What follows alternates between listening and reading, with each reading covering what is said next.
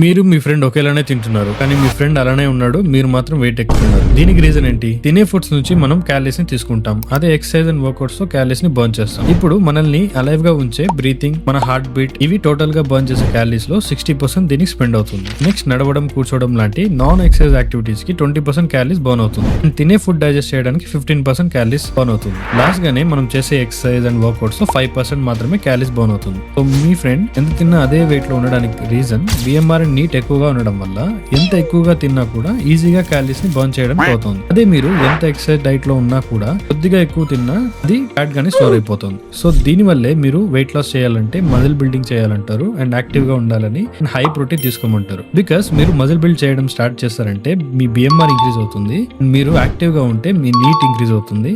మీరు ఎక్కువగా ప్రోటీన్ తిన్నారంటే దీన్ని డైజెస్ట్ చేయడానికి ఎక్కువగా క్యాలరీస్ బర్న్ చేస్తుంది. సో అన్నిటిని కరెక్ట్ గా ఫాలో అయితే వెయిట్ ఎక్కకుండా ఉంటారు. ఇలాంటి ఫిట్నెస్ టిప్స్ కోసం మన పేజ్ ని ఫాలో చేయండి.